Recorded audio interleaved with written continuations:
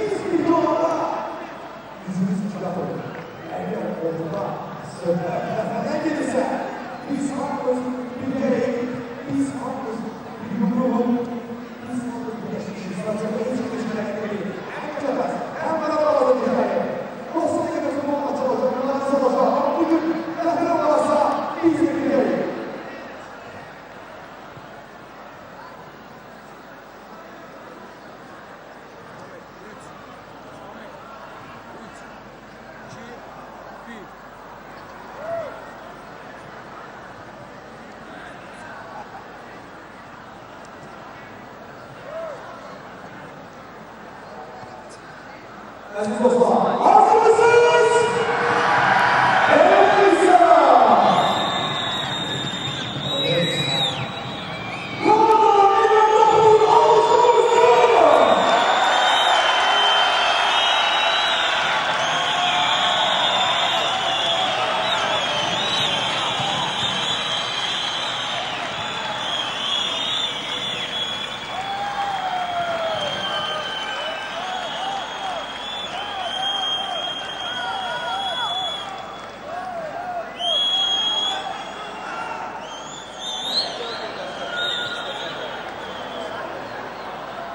Aziz dostlar, bir gün evvel danıştığımız gibi bilgi olacak.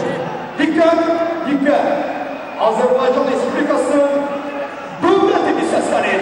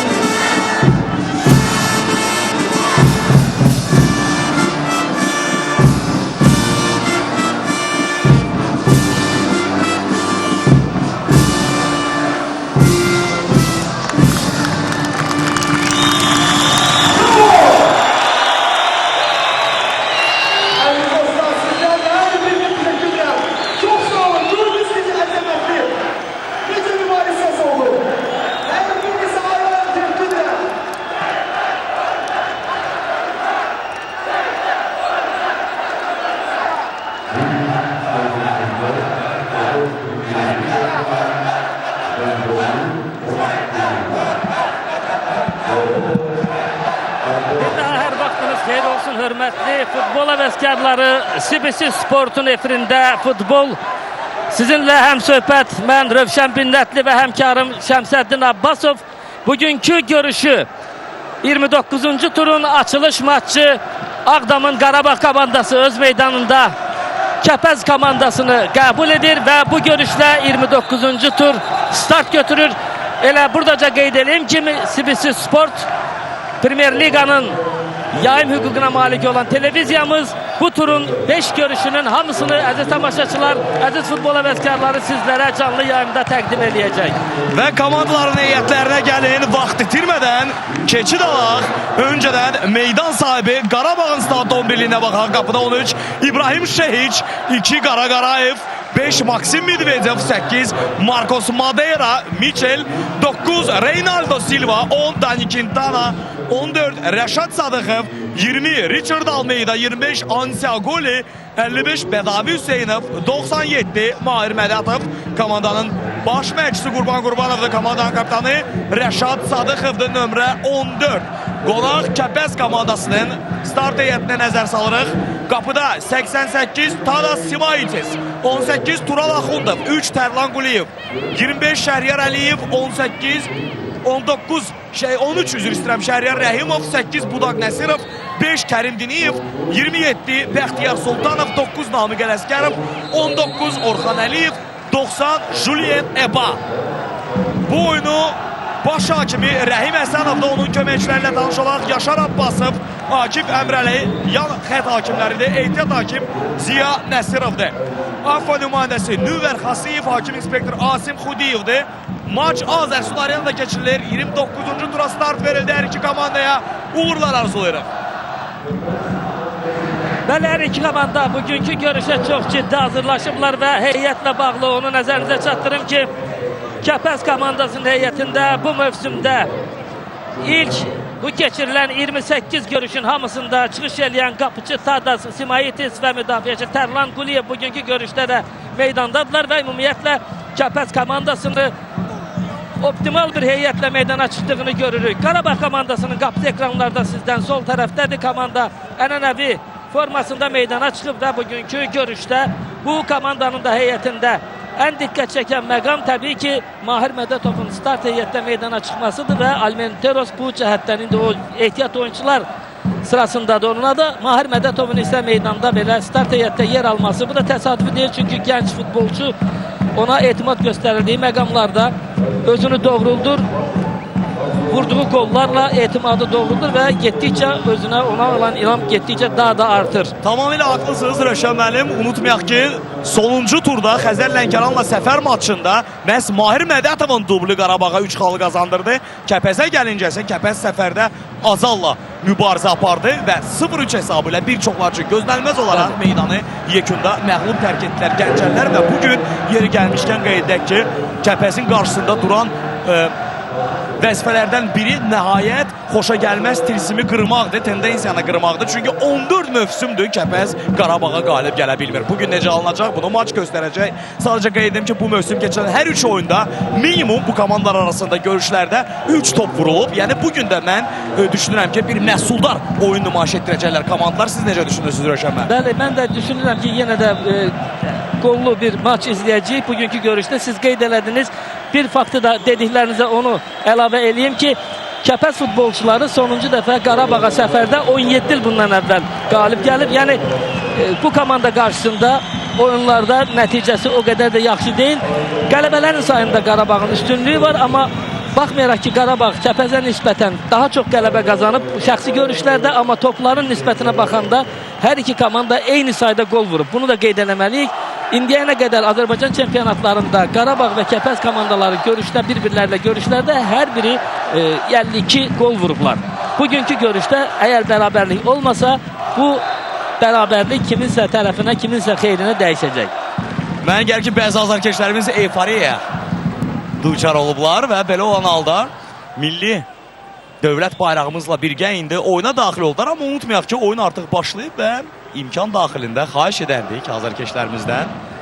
Nə qədər də olursa olsun, oyunda bu cür fasilələrə yol vermək olmaz. Maraqlı bir maç gözləyirik bugün. Sürətli bir futbol gözləyirik. Həm Kəpəzdən, həm Qarabağdan. Yeri gəlmişkən çempionatımızın iki ən güclü, ən maraqlı komandaların oyunu bu gün izləyirik. Həm Kəpəz, həm Qarabağ hücumda oynamağı sevirlər. Bunu bacarırlar. Hər iki komandanın heyətində olduqca yüksək ustalıq səviyyəsinə malik futbolçular var. Amma itkilər də yox deyil. Richard Almeida'nın bu oyunda çıxış edib etməyəcəyi sual altındaydı. Amma o, biz görürük ki, start heyətdə yer alıb. Budaq Nəsirov keçən oyunu Azalla o buraxmışdı və CBC Sportun daimi eksperti Aslan Kərimovun dediyinə görə elə Azala 0-3 hesabı ilə məğlubiyyətin əsas olmasa da, amma səbəblərindən biri də məhz Budaq Nəsirovun yoxluğu idi. Diskvalifikasiya səbəbindən oyunu buraxırdı. Bugün o meydandadır, amma ehtimal edilirdi ki, ola bilsin ki, bu oyunda buraxsın Budaq Nəsirov. Çünki zədəsi var idi. Amma görünür vaxtında Kəpəz komandasının tibbi heyəti onu ayağa qoya bilib və bu oyuna tam hazır vəziyyətdədir Budaq Nəsirov.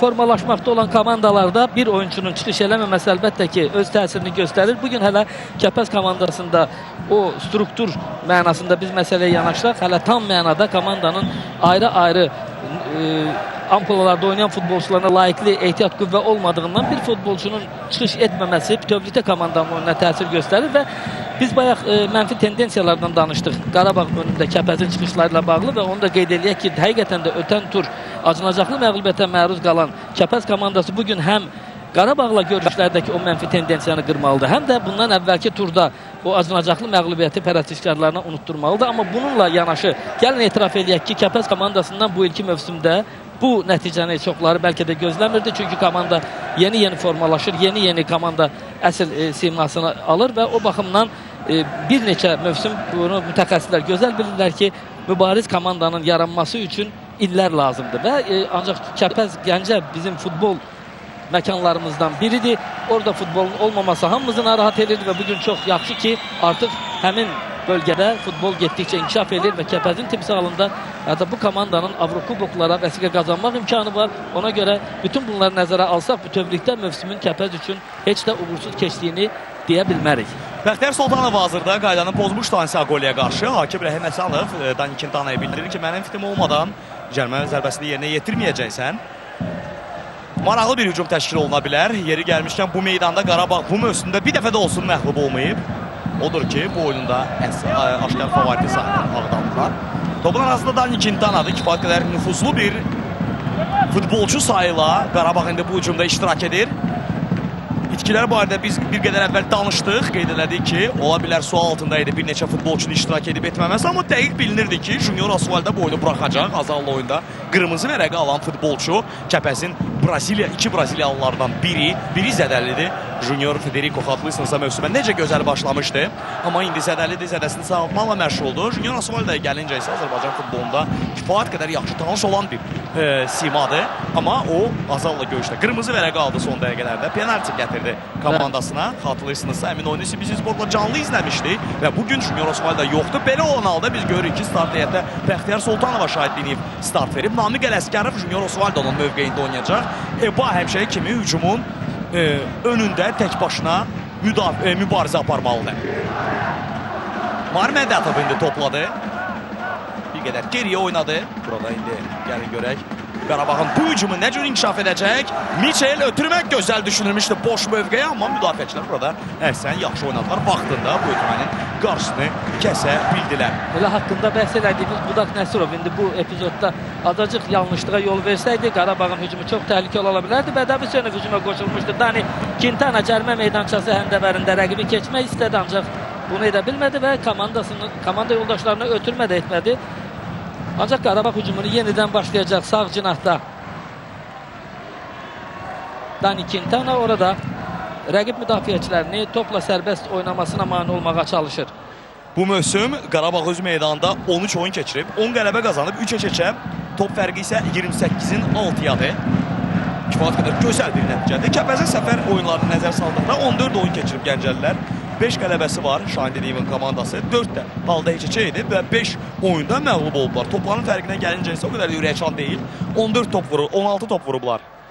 Kəpəz komandasının futbolçuları bu qarşılaşmalarda əvəzində isə öz qapısında 18 top görüblər. Richard Almeida nadir vəziyyətlərdən biridir ki, onun bax bu cür sadə epizodda topun itirilməsinə şahidlik edirik. Amma unutmayaq ki, bir daha qeyd edək ki, oyundan öncə onun ümumən bugün meydanda olub-olmaması sual altındaydı. Zədəsi var idi deyilənlərə görə Richard Almeidanın. Bəlkə də elə bu səhv həmin o zədədən xəbər verir. Necə düşünürsünüz Rövşən bəy? Bəli, ümumiyyətlə bilirsiniz ki, Qarabağın bir növ döyünən ürəyidir Almeida və o demək olar ki, bütün görüşlərdə üzərinə düşən işləri, vəzifəni çox yüksək səviyyədə yerinə yetirir. Ancaq hansı məqamda ki, onun oyunu alınmır, onda təbii ki, Qarabağın yarım müdafiəsinin mərkəzində müəyyən problemlər yaşanır. Bugün o zədələr ola bilsin ki, Almeida bəzi məsələlərdə mane olsun, amma bütövlükdə əgər meydana çıxıbsa, düşünürəm ki, rəqib üçün təhlükəli vəziyyətlər yaratmaq üçün özündə güc tapacaq. İndi Quintana mərkəzdən müdafiəni yarmaq üçün cəhd göstərir, amma indi bu ötürmə bir qədər irəli ötürülsəydi əgər hücum daha kəsərli ola bilərdi və nəticədə Kəpəz futbolçuları hücumun qarşısını kəsərək özləri hücum qurmağa cəhd göstərdi. Namiq Ələsgərov icarə əsasında Qarabağa məxsus olan bu futbolçu Kəpəzdə çıxış edir və etiraf eləyək ki, yanvar ayından bu komandadadır və demək olar ki, komandaya gələndən əsas heyətin oyuncusu kimi 10 oyunda meydançaya çıxıb və gəlin etiraf eləyək ki, komandaya uyğunlaşma prosesində də elə bir çətinlik çəkmədi və Kəpəzin heyətində ən yaxşı özünü doğuldan futbolçulardan biri kimi dəyərləndirmək olar. Sözsüz çox qısa bir zaman ərzində Kəpəzin əsas futbolçularından birinə çevrildi. Milli komandaya da çağırılır. Namiq Ələsgərov indi Qarabağın hücumunu izləyək. Dani Quintana'nın uzaqlığına o qədər də müvəffəq olmayan zərbəsi. Bəlkə də elə bu zərbə Tadı Simaitsin mən deyərdim ki, dəqiqliyini yoxlamaqdan ötürü yerinə yetirildi. Zərbə o qədər də yaxşı alınmadı, amma Tadı Simaitis yerində idi. Yayımın lap əvvəlində Qarabağ və Kəpəzin SSR dövründən qarşı durması barədə danışdıq Rövşən müəllim. Amma qeyd edək ki, müstəqil Azərbaycan çempionatlarında bu rəqiblər artıq 41-ci oyuna çıxıblar bugün. 14 oyunda Kəpəz qalib gəlib. 8 oyun heç-heçə nəticələnib. Qalan 18 görüşdə isə qələbəni Ağdam təmsilçisi qazanıb. Toplar fərqinə baxdıqda isə burada bərabərlik var. 52 hər iki komanda bu qədər sayda top vurub və təbii ki, elə bu qədər sayda top buraxıb. Bu komandaların əgər biz xarakterini önə çəksək, hər iki komandada hücum meyilli komanda olduğunu qeyd edə bilərik. Kəpəz də gol vurmaq üçün həmişə çalışan komandadır. Yəni süs futbol oynamaq istəməyən bir komandadır. Bu sözləri təbii ki, Qarabağa da aid eləmək olar. O cəhətdən bunların görüşündə daim məhsuldar görüşlər keçirilir. Amma ən çox bu komandaların görüşündə ən çox 5 gol vurur. Mədətov topu qəbul etdi, amma son nəticədə istədiyini edə bilmədi. Yəni hücumu qapıya zərbə ilə başa çatdırmaq ona müvəffəq olmadı. Bu çalışdı, amma bunu edə bilmədi. Mən Umar Mədətova baxanda hər an onun bizi ilə bir vaxtlar televiziyada çalışan valideynləri yadına düşür. Anar Mədətova buradan salamlarımızı çatdırmaq istərdik. Vaxtıyla çox gözəl xatırlayıram ki, oğlum futbolla məşğul olur, bilmirəm necə alınacaq. Yəni çox narahatlıq təqribən qeyd edir. 7-8 ilin xatirələridir bunlar və indi çox sevinirik ki, Mahir Mədətov çox istərdik ki, bax belə davam eləsin. Bütün bu alqışlara rəğmən unutmasın ki, çox gəncdir, elə kifayət qədər özlərində işləməlidir, çalışmalıdır, amma düşünürəm ki, Qurban Qurbanov kimi məşqçinin yanında, Rəşad Sadıqov kimi futbolçuların yanında ustalıq səviyyəsi getdikcə artacaq və ən əsası, bax, beləcə ustalıq səviyyəsini artıran Mahir Mədətov bizim yığma komandamıza da çox böyük köməklik göstərəcək. Qarabağ və Kəpəz arasında mövsümün oyunlarını istərdim tamaşaçılarımızın diqqətinə çatdırım. Necə yekunlaşıb qeyd eləmişdim ki, minimum halda bu komandanın oyununda bu mövsümdə 3 top vurulub. İlk görüşdə 3-2 hesabı ilə Qarabağ qalib gəlmişdi. 3-0 və 2-1. Hər 3 oyunda biz Qarabağın qələbələrini görürük, amma etiraf etmək lazımdır ki, hər 3 halda çox böyük, yalnız bir istisna olmalı, 3-0 hesablı o qələbə məhz bu stadionda qazanmışdı. Tərlan Quliyevin 2 səhvi var idi orada. Bugün geri gəlmiş Tərlan Quliyev meydandadır.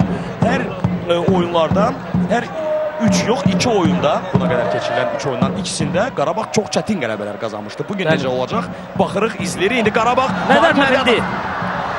hücumdaydı. Hücum qapıya zərbə ilə tamamlandı, amma zərbəsi dəqiq alınmadı. Amma o zərbə mövqeyinə futbolçunun açılması, o boş zonaya açılması bu diqqətdən qaçmamalıdır. Ön xəttdə oynayan futbolçunun da ən əsas qabiliyyəti, bacarığı rəqibin də müdafiəsində olan o boşluğu duyub o zonaya açılmaqdır. İndi komanda yoldaşı da ona ötürməni çox yaxşı etmişdi. Sadəcə sonda zərbə dəqiq olmadı. Mübarizə davam edir. Michel burada top uğrunda mübarizədə uduzsa da, amma top meydan sahiblərində qalacaq. Qurban Qurbanov fikir verir sizə, Rövşən müəllim ayaq üstə texniki zonadan bu oyunu izləyir. Elə Şahin Diniyev barədə bunu söyləmək olar. Hər iki məşqçi üçün bu oyun çox vacibdir. Unutmayaq ki, Kəpəz Avro kuboklarda mübarizə aparmaq istəyir. Avroliqaya vəzifə qazanmaq istəyir. Amma keçən turda azalan məğlubiyyət hardasa bu məqsədə çatmaq üçün biraz gəncələrin işini çətinləşdirib. Niyə görə biraz? Çünki unutmayaq ki, bu mövsüm bax çempionatın debütantı Zirə və eləcə də UEFA-nın cəzasına məruz qalan Inter Avrokuboklara buraxılmayacaq. Belə olan halda təbii ki, Kəpəzin şansları birə-bir artmış olur. Artmış olur, ancaq bir məsələ də var ki, Kəpəz komandası da çox istəyir ki, həmin vəsiqəni öz halal zəhməti ilə o hüququ verən yeri tutmaqla əldə eləsin. Bunun üçün çalışır. Ancaq bundan əvvəl sizin qeyd elədiyiniz o həmin məğlubiyyət həqiqətən də komandanın azarkeşləri arasında da, elə futbolçular arasında da müəyyən pessimist fikirlər yaradıb. Ancaq döyüşkən komanda üçün bu şeylər ötəri olmalıdır. Elə bu yaxınlarda Madrid Realı El Clasico'da qalib gəlib, sonra heç kimi gözləmədiyi halda Wolfsburg səfərində məğlubiyyətə uğradı. Ancaq böyük komandalar məğlubiyyətlərdən sınmamalıdır, əgər qarşısına böyük məqsədlər qoyubsa. Güman edirəm ki, Kəpəz komandası da o xarakter komandasıdır.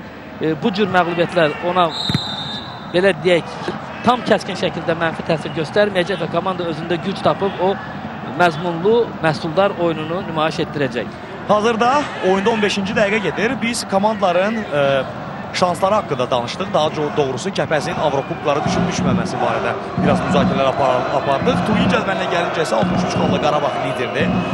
Kəpəzin 45 xalı var və Kəpəz hazırda 4-cü yerdə gedir. Qonaqlar indi hücumdadılar. Namiq Ələsgərov cərimə zərbəsini yerinə yetirir. Topu birbaşa cərimə meydançasına göndərdi. Təbii ki, belə vəziyyətlərdə Julien Eba'ya əsas olaraq top ünvanlanır. Amma burada Julien Eba mübarizə aparsa da topa yetişə bilmədi. Hər halda kökdən zərbə qazanıldı. Bu özü də bir nailiyyət kimi düşünürəm ki, qeyd eləmək olar. Sözsüz Gəncəlilərin hücumu davam edəcək. Topun arxasında yenidən Namiq Ələsgərovu biz görürük. Maraqlı görəsən o hansı hisslər keçirir bugün meydanda Qarabağla mübarizə apararkən. Top qapı qarşısına göndərir. Çıxışda əvvəl çıxmaq istədi, ancaq dayandı. Sonunda bu zərbəni endirmək daha bəlkə də dəqiq və daha güclü zərbə ilə bu hücum başa çatdırmaq olardı, amma Kəpəz futbolçuları bunu edə bilmədilər. Orxan Əliyev idi bu. Topa yetişdi, yaxşı mövqe seçmişdi, amma burada Şəhriyar Əliyevin cərimə meydançasında yıxıldığını görürük mübarizə anında.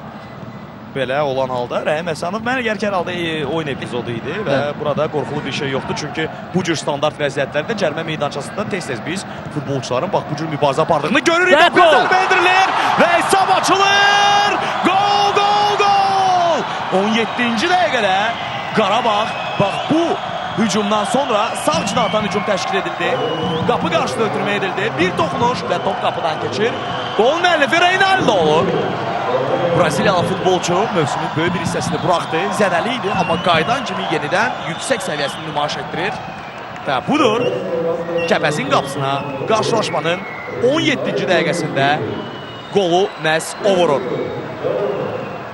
Ötürmə də çox gözəl vaxtında edilmişdi, amma bu cür qolu vurmaq da Amma Röşən mən fikir verirsinizsə biz onun təkanında deyəsən Tural Axundovun sonda ayağına bəli. dəyən top var idi, yoxsa bu rakursdan artıq bunu dəqiq belə söyləyə bilmərik. Çox çətindir, bəli. Ancaq hər halda əgər Reynaldo vurdusa bu topu, o mövsümdə 3-cü qolunu vurmuş oldu. Burada Kəpəz komandasının müdafiənin mərkəzində olan futbolçu təbii ki, hücumçunun önünə keçməli idi, amma o Reynaldodan arkada qaldı və nəticədə də Reynaldo kimi bir usta futbolçu əlbəttə ki, belə epizodları heç vaxt boşa verməz və vermədi. Əslində maraqlı bir məqam alındı burada. Tural Axundov Kəpəzin kapitanının sağ cinah müdafiəçisidir, amma birdən-birə o nədənsə mərkəz müdafiəçisi funksiyasını yerinə yetirməli oldu və Reynaldo ilə birə-bir qalmışdı. Ümumiyyətlə Reynaldo ilə heç kim mənə gəlir ki, Azərbaycan çempionatında birə-bir qalmağı arzu etməz heç bir müdafiəçi. Və belə olan halda Tural Axundov mübarizəni uduzur və top qapıdan keçir. Kəpəzin cavabı necə gələcək və gələcəkmi? Qapıya zərbə, topu Şəhic tutur. Epa idi bu zərbəni yerinə yetirən futbolçu.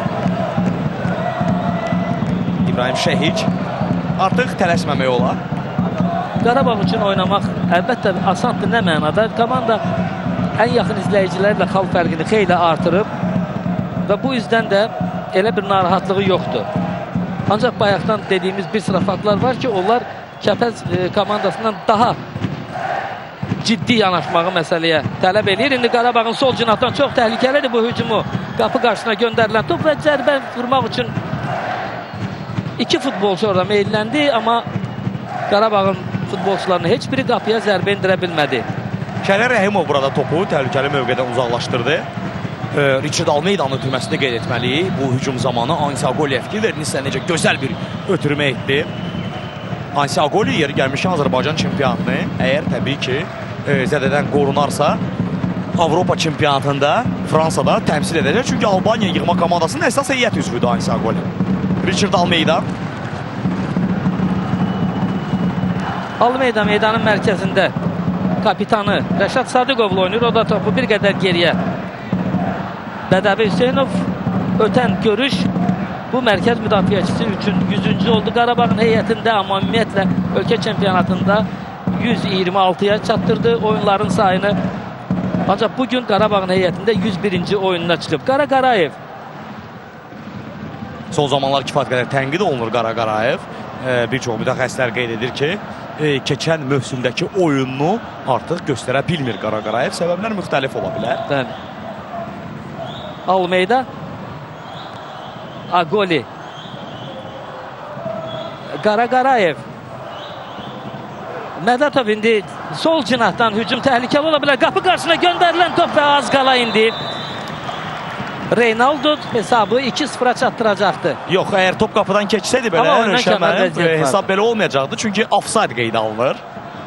Amma hər halda bütün bu hücumlar artıq Şahin Diniyeva bir işarədir. Əsas işarə artıq gəldi. Komanda qol buraxdı və Reynaldoya daha sıx oynamalıdırlar Kəpəz komandasının müdafiəçiləri. Əsasən də mərkəz müdafiəçiləri bu Şəhriyar Əliyevlə Tərlan Quliyevdir. Amma bunu təbii ki, demək etməkdən daha çətin işdir. Sol cinaha ötürüləndə Agoli oyundan kənar vəziyyətdə deyildi, ancaq Reynaldo hadisələri qabaqlamışdı. Kəpəz komandası hücumu təşkil etməkdə çətinliklər yaşayır, xüsusilə meydanın mərkəz hissəsini sürətlə keçmək istəyirlər, amma burada Qarabağ komandasının oyuncuları çox güclü bir sipər yaradıblar, onu sürətlə keçmək təbii ki, çox çətindir və hələ ki Kəpəz bunu edə bilmir. pressing var idi burada Bədavi Hüseynova, amma Bədavi Hüseynov özünü itirmədi. Namiq Ələsgərovla və Eba ilə bir anlıq 1-1 qalmışdı Bədavi Hüseynov. Bu iki rəqib futbolçunun arasında qaldı tək başına, amma dəqiq götürməsini edə bildi. İndi Kəpəz yenidən topu qazanıb, hücum davam edir. Şəhriyar Rəhimov, Eba nə edəcək? Burada çətindir ona nəyisə etmək, çünki 3 rəqib futbolçu ilə birdən-birə mübarizə aparmalı oldu Eba. Qarabağ komandasının oyuncularına fikir verirsinizsə, bütün hallarda Kəpəzin oyuncularını topu sərbəst qəbul eləmələrinə çox ciddi şəkildə mane olurlar və bunu çox uğurla edirlər. Meydanın hansı hissəsində olmasından asılı olmayaraq biz bunu müşahidə edirik. Həm mərkəzdə, həm Qarabağın cərimə meydançası yaxınlığında və bunu çox ustalıqla eləyirlər. Nəticədə də Kəpəz futbolçuları nə qədər ki topu sərbəst qəbul edə bilmirlər, demək ki düşünmək üçün də vaxtları olmur və belədə də hücumu qurmaq cəhdləri nəticəsiz qalır. Bax, bunun növbəti bariz nümunəsi Agoli topu götürərək sürətlə özü irəliləyir və bir qədər irəli gedir cərimə meydançasına yaxınlaşmaq üçün. Cinahdan irəliləməyi düşündü, amma burada ona qarşı qaydanı pozuldu. Artıq ikinci dəfədir ki, Bəxtiyar Soltanov Ansi Agoli ilə mübarizəni uduzur və belə olan halda rəqibin qarşısını kəsmək üçün qayda pozuntusuna əl atır. Budaq Nəsirov bir qədər əvvəl ötürmədə səhvi yol verdi. Bunu qeyd elədi Rövşən müəllim, amma fikir verdinizsə o topla olarkən əli ilə bütün komanda yoldaşlarına, ön xəttdə olan komanda yoldaşlarına işarə edirdi ki, bir qədər hərəkətli olun, boş mövqelərə daxil olun. Çünki ötürmə edə bilmirəm. Hər kəsin yanında rəqibin bir futbolçusu ən azından var.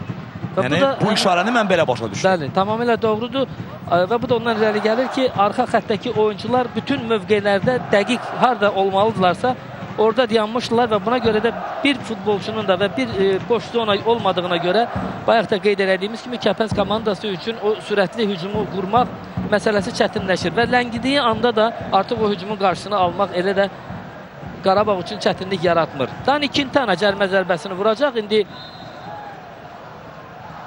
top qapı qarşısına göndərilir burada Bədavi Hüseynov. Etiraf edək ki, Qarabağın hücumları daha təhlükəli alınır, daha yadda qalandı. Amma Kəpəz elə ki, yalnız və yalnız xatırlaya bilərəm, bir qədər əvvəl elə qol vurulandan dərhal sonra Eba'nın zərbəsi. Bir hücum qapıya zərbə ilə başa çatdırılıb, Şehiç topu götürüb və digər bir hücumda isə standart vəziyyətdən sonra künc zərbəsi vurublar. Qarayev ötürmədə səhvə yol verir. Burada Maksim Medvedev ona bildirir ki, bu səhv ona görə edildi ki, Maksim Medvedev daha yumuşaq bir ötürmə etməli idi Qarayeva. Belə olan halda Qarayev ötürmə zamanı səhvə yol verdi. Bəxtiyar Soltanov və Orxan Əliyev də bu üzr istəyirəm. Orxan Əliyev irəliləyir. Namiq Ələsgərovla oynadı. Namiq Ələsgərovdan gözəl bir ötürmə Orxan Əliyeva, amma burada oyundan kənar vəziyyət qeydə alınır. Namiq Ələsgərov da çox çalışır. Onun üçün də bu oyun çox vacibdir. Özünü sübut etsin Qurbanova. Çünki unutmayaq ki, bu futbolçu mövsümə Qarabağda başladı. Qış fasiləsindən sonra Kəpəzə gəldi və mənə elə gəlir ki, indi Qurbanova özünü sübuta yetirmək üçün dərdən qabıqdan çıxacaq. Kəpəzin hücumu. Yenə də görürsünüz burada hər zonada Qarabağın futbolçuları say cəhətdən üstündürlər, amma bununla belə hücum davam edir. Qarayev topu meydandan çıxarır. Yenə də hücumun sol cinahından Kəpəz komandası küncdən zərbə vurmaq hüququ qazanır. Əsas hücumlar məhz buradan təşkil olunur. Gəncəlilərdə Şəhriyar Rəhimovun aktivliyini qeyd etməliyik. Namiq Ələsgərov burada oynayır. Və belə olan halda boş zonalar yoxdur hücuma keçərkən Kəpəz. Qarabağ ümumən bu zonalardan imkan vermir yaranmasına. Məhz buna görə düşünürəm ki, daha çox individual oyuna üstünlük verirlər. Hücum zamanı qonaq komandanın futbolçuları. Bəlkə də beləcə rəqib müdafiəsini yarmaq mümkün olsun. Künc zərbəsindən sonra yenə də top uzaq küncə ünvanlanmışdı. Birinci künc zərbəsində də belə olmuşdu, amma bu dəfə zərbə vurmağa imkan vermədi Qarabağlı futbolçular, amma Qarayev topu meydandan çıxardı. İndi hücumun sağ cinahından Kəpəz künc zərbəsi vuracaq. Yenə də Namiq Ələsgərovu görürük. Bütün standart vəziyyətləri Namiq Ələsgərov Kəpəz niyyətində yerinə yetirir. Kifayət qədər çoxlu sayda futbolçular da indi rəqibin cərimə meydançasına gəlib Kəpəz qapıya zərbə indirilir.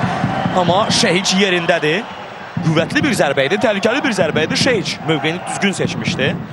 Və zərbə mənə gəlir ki, qapının künclərindən birinə getsəydi, o zaman daha təhlükəli alına bilərdi. Amma belə mərkəzlə doğru endirilmişdi. Bir daha izləyək bu epizodun təkrarını. Namiq Ələsgərovun ötürməsi zərbəni indirən Şəhriyar Əliyev idi, səhv etmirəmsə. Xeyr, bu Kərim Diniyev idi.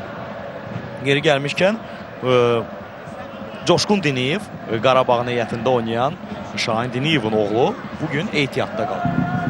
Amma onun qardaşı meydandadır Kərim Diniyev. Və Kəpəzin bir yadda qalan hücumlarından bunu qeyd eləyə bilərik. Qapıya zərbə ilə başa çatan hücumda da zərbəni endirən Kərim Diniyev oldu. Qara Qarayev meydanın mərkəzində Almeyda ilə oynayır. Topu ondan qəbul edir Miguel. Topu bir-birlərinə dəqiq götürür Qarabağ futbolçuları, amma Kəpəz komandası topu ələ keçirir. Namiq Ələskərov topu sinəsi ilə saxlayıb irəliləmək istədi, amma bunu texniki cəhətdən dəqiq yerinə yetirmədi. Nəticədə top itirilir. Daha yumuşaq saxlamalı idi, qəbul etməli idi bu topu Namiq Ələskərov hər halda. Onun texnikası buna imkan verir, amma nədənsə bu dəfə bacarmadı. Richard Almeida meydan mərkəzində o topu qəbul edirsə, bu hər an təhlükə yarada bilər. Reynaldo irəliləməyə imkan vermədilər. Bu dəfə onun qarşısını kəsdilər. Tərlan Quliyev idi bu. Out yerinə yetirir Qarabağ. Reynaldo. Topu qəbul edir sağ cinahda. Dani Quintana önündə rəqibin 2 futbolçusu var. Sol ayağı ilə çox təhlükəlidir. Qapı qarşısına göndərir topu, amma burada Mədətov hücumu qapıya zərbə ilə başa çatdırsa da dəqiq zərbə vura bilmədi. Çox təhlükəli bir vəziyyət yarandı. Mədətov çox maraqlıdır. Bəzən hücumun xarakterinə uyğun olaraq həm hücumun sağ cinahında topu qəbul eləyir, həm sol cinahında. Bu da o deməkdir ki, görünür ki, ona ön xəttdə bir qədər sərbəst oynamaq imkanı verilib. Futbolçu da bundan maksimum yararlanmaq istəyir, amma hələ ki zərbələri istənilən kimi alınmır. Mədətov bu hücumu qolla başa çatdıra bilmədi, amma qeyd edək ki, onun artıq 2 təhlükəli zərbəsi var idi Kəpəzin qapısına. Bir qədər əvvəl oyun başlayanda xalqlısınızsa yaxşı bir mövqe qazanmışdı. Zərbəsi dəqiq olmadı, həlledici zərbəsi və indi də bu ötürmə Dani Quintana'nın çox gözəl alındı, amma etiraf etmək lazımdır ki, gənc futbolçu da lazımı bir boş zona tapıb ora daxil oldu. Lazımı anda boş zona tapıb ora daxil oldu. Və bunun özü də futbolçunun müsbət cəhətləridir. Bunu əvvəldə biz qeyd elədik. Maksim Medvedev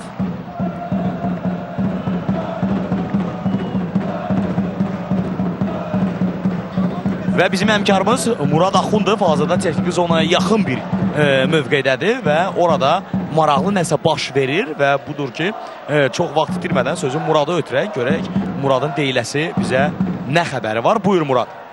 Təşəkkürlər Şəmsəddin. Bir neçə dəqiqə əvvəl, təxminən 2-3 dəqiqə əvvəl Qarabağın baş məşqçisi Qurban Qurbanov, yanına Coşqun Diniyev, İlqar Qurbanov və Elvin Yunussadəni çağırdı. Hal-hazırda onlar isinmə hərəkətlərini davam etdirirlər.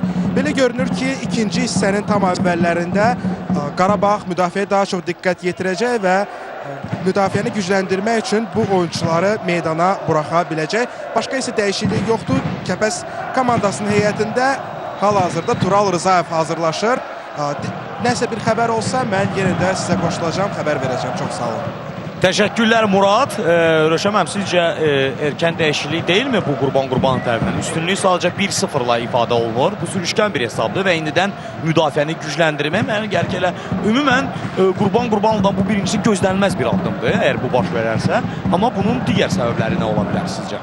Məncə bu isinmə hərəkətlərində bu hücumu izləyək. Qapı qarşısına göndərilən top zərbə endirmək üçün imkan var. Vurur top. Amma Şeyiç son anda komandasını qoldan xilas eləyir. Əhsən Epa, etiraf edim ki, mən çoxdandır Azərbaycan çempionatında Bədəvi Hüseynovu bax beləcə keçən hücumçunu görməmişdim. Bugün və bu dəfə Epa'da bu alındı. Bir daha izləyək bu hücumu. Mənə elə gəlir ki, burada büdrədi. Topu görürsə çata bilmədi və sonra isə ikinci cəhdi də uğursuz olunca artıq qapıya zərbə endirilməsinə mane olmaq mümkün olmadı. Görürsünüz. Amma Şeyiç komandasının bu epizodda xilaskarı oldu. Küncdən zərbə. Bu hücumlar ondan xəbər verir ki, Kəpəz mübarizəni davam edəcək, Kəpəz döyüşəcək, Kəpəz vuruşacaq, Kəpəz sonuncu dəqiqəyə yox, sonuncu saniyəyə qədər hətta mənə gəlir ki, bugün mübariz futbol nümayiş etdirəcək. Şeyiç irəli çıxır və topu götürür.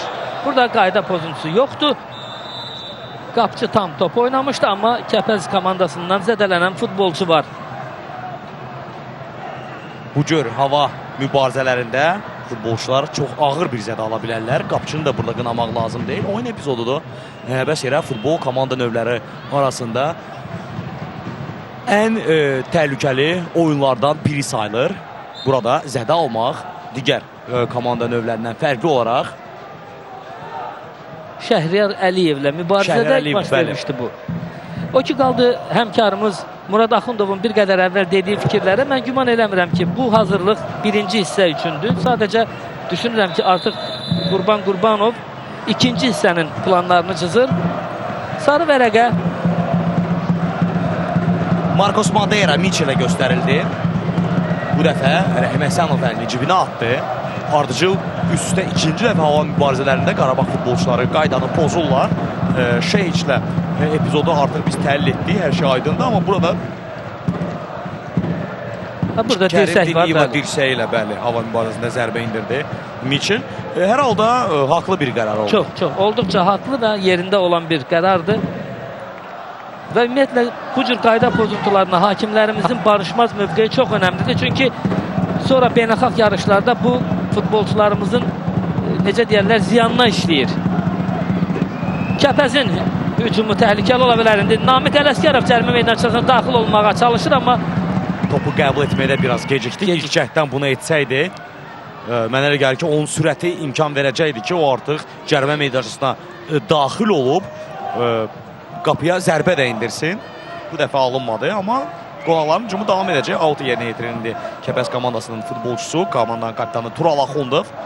Yenə də Rəşad Sadıqov topu geri qaytarır və burada top uğrunda mübarizədə irəli çıxır. Yaxınlıqda rəqib komandanın oyuncularından bir kimsə yox idi. Ona görə də Şeyiç topu çox sakit şəkildə ələ keçirir və indi onu komanda yoldaşlarından hansının istiqamətinə göndərməyə baxır. Fikir versiniz, Rövşən müəllim, Kəpəzin heyətində Bəxtiyar Sultanovla Namiq Ələsgərov cinahları dəyişiblər və odur ki, buna görə də son bir neçə təhlükəli hücum Kəpəzdə sağ cinahdan gəlir, orada Namiq Ələsgərov oynayır. Bu isə o demək ki, Bəxtiyar Sultanov nə qədər bacarıqlı futbolçu olsa da fiziki cəhətdən müəyyən təbii ki, Qarabağlı müdafiəçilərlə mübarizədə geri qalır və ona görə də onun oynadığı cinahda həmin o süstlük özünü göstərir.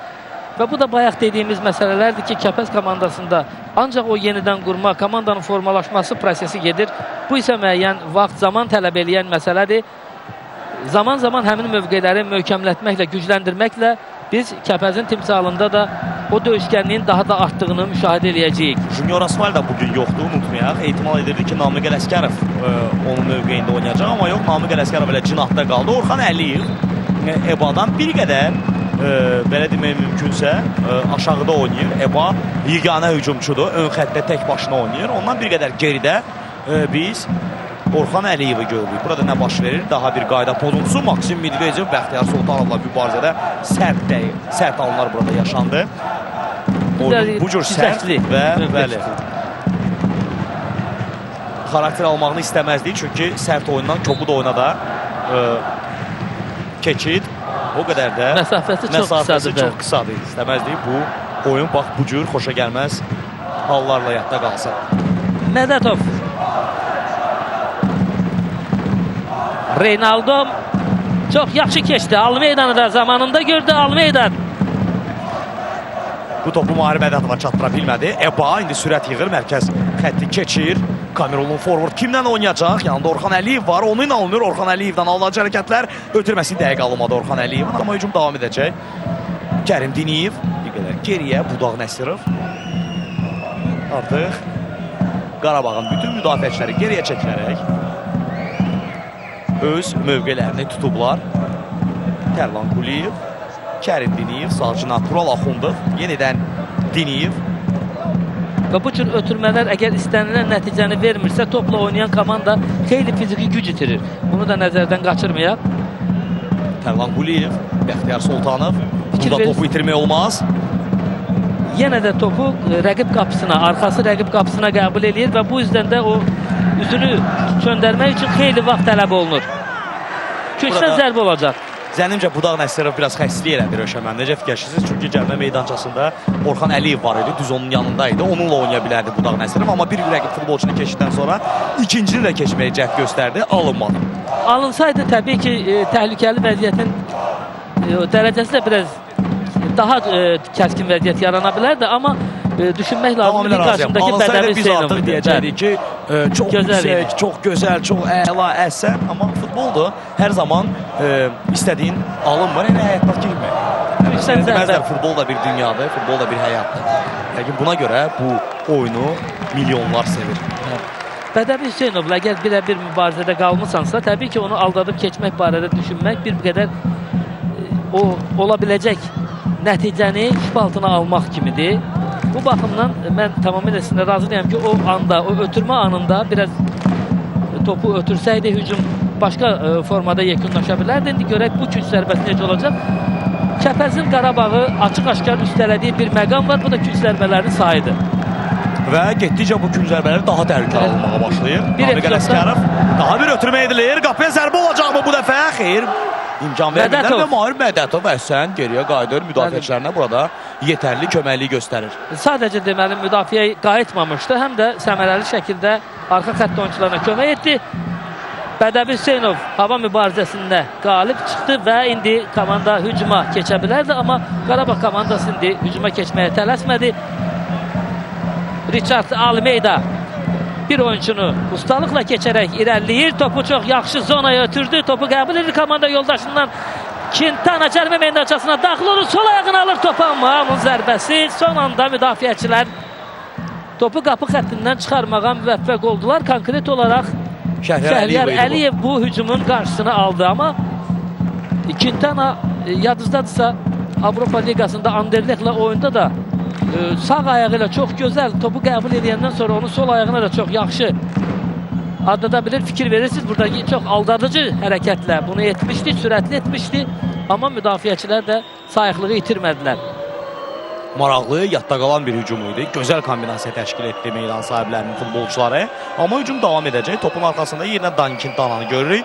Oyun izləmək üçün gəlmiş gül balaları gördük bir qədər əvvəl və biz onu sizinlə stadionda oyundan öncə də gördük. İşte gəl hər birinin əynində bir futbolka var. Futbolkanın üzərində isə Azərbaycan, Qarabağ yazılarını görmək çox xoşdur. Doğma Azərbaycanımız, Qarabağımızı ayrılmaz bir hissəmiz və bugün Qarabağın oyununu izləmək həqiqətən də çox xoşdur, amma təbii ki, arzu edirik, səbirsizlə bu anı gözləyirik. Qarabağ yenidən doğma Ağdama qayıtsın, doğma imarətdə bu oyunları keçirsin. İnşallah onlar böyüyüb öz xatirələrini danışanda bu faktları qeyd edirlər ki, bir baxlar belə idi, amma biz indi Qarabağ torpağında oturmuşuq. Bu gənc, bu nəsil o xatirələri bölüşməsini istərdik və inanırıq ki, elə də olacaq. Mütləq elə də olacaq. Tərlan Quliyev indi topu Şəhriyar Əliyevə ötürür. Şəhriyar Əliyev irəliyə uzun bir ötürmə. Ünvansız alanda Orxan Əliyevlə oynamaq istədi. Rəşad Sadıqov çox gördüyünüz topa toxunmadı tam haqlı olaraq. Etiraf etmək lazımdır ki, qol vurduqdan sonra Qarabağ indi sanki müdafiəyə çəkilir və əks hücumlara üstünlük verir. Amma Kəpəzin də bir neçə təhlükəli hücumu var idi. Maraqlı bir oyun izləyirik. Reynaldo bir neçə müdafiəçini indi burada paralel şəkildə oyunçuların hamısını keçmək, aldatmaq çətindir, mümkün deyil. Amma Reynaldo etiraf edək ki, bizim çempionatda çıxış edən bəlkə də yeganə futbolçudur ki, kim bunu aradir bacarır. İndi sarı vərəqə olacaq. Kəpəz komandasının 8 nömrəli futbolçusu Budaq Nəsirov görüşün 40-cı dəqiqəsində. Ümumiyyətlə Budaq Nəsirov həmişə meydanda kifayət qədər sərt mübarizə ilə yadda qalır. Keçən turu məhz buna görə buraxırdı. Diskvalifikasiya olunmuşdu sarı vərəqələrin sayına görə. Hərəkətlidir, çox istəklidir və bəzən onun bax bu cür aqressiv oyunu elə həqiqətən də Kəpəzə yardımcı olur. Qarabağ hücumunu davam etdirir. Qapı qarşısına göndərilən top yenə də gəlin etiraf edək. Qarabağın heyətində 8 nömrəli futbolçu Michel Madera fəallığı ilə diqqət cəlb eləyir. Bəzən cinaha da çəkilərək topu qəbul edib qapı qarşısına göndərir topu və vurulan qol da məhz onun ötürməsindən sonra vurulmuşdu. Hücum zamanı mərkəzdə də səmərəli oyunu ilə diqqət çəkir. 41-ci dəqiqə gedir. Qarabağ Kəpəz qarşılaşmasında yenidən Qarabağ künc zərbəsini yerinə yetirir. Bu dəfə də Quintana topun arxasında və bu dəfə də sağ cinahdan yerinə yetirilən korner var, amma qapıcı meydançasında qapıcıya toxunmaq olmaz. Tadı Simaitis indi burada mübarizə apararkən qayda pozuntusu ilə üzləşdi və dərhal da hakim Rəhim Həsənovun fikri səsləndi. Mahir Mədətov qaydanı pozan futbolçu idi Qarabağın heyətində. Bilmirəm nə qədər obyektiv bir fikir ola bilər. Qarabağda da sol cinahda heç də işlərin tam qaydasında olmasını demək olmur. Baxmayaraq ki, orada Ansi Agoli fəaldır, amma onun fəallığı çox zaman cərimə meydançasına qədər inkişaf edir. Oradan sonra adətən ötürmələr geriyə verilir. Əsasən Qarabağın hücumları sağ cinahdan təşkil olunanda daha təhlükəli xarakter alır. Sol cinahda maraqlısı odur ki, Ansi Agoli ilə Almeydanı, üzr istəyirəm, Reynaldonu biz görürük. Mahir Mədətov çox vaxt elə hücumun mərkəzində olur, amma Reynaldo topu qazanan kimi elə sol cinahda qalmağı da nədənsə çəkinir, elə hər dəfə mərkəzə doğru gedir. Bəlkə də bu elə Qurbanovun tapşırığıdır. Almeydan. Yenə də Miguel yaxşı açıldı. Topu sinəsi ilə qəbul etdi. Reynaldo müdafiəçini keçmək istədi. Quintana bu dəfə fərqli şəkildə oynadı və ikinci top qapıdan keçir. Ola bilməz. Bu dəfə də Tural Axundov. Deyəsən Avtogol mu bu qeydə dəfə də alınacaq? avtogol. Bu dəfə dəqiq avtogol qeydə alınır. Bu dəfə dəqiq avtogol qeydə alınır. Amma birinci qolun vurulduğu anda da Tural Axundov, xatırlayırsınızsa, Reynaldoya mübarizəni uduzmuşdu və deyəsən elə top onun ayağından sonda qapıdan keçdi. Dani Quintana bir qədər əvvəl edə bilmədiyini indi etdi və 42-ci dəqiqədə Qarabağ boyunda ikinci qolunu vurur. Topun müəllifi Dani Quintana olur.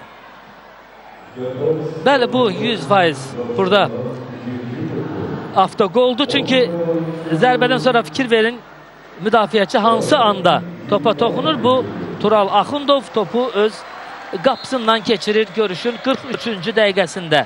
Bəli, Dani Quintana qol vurmur.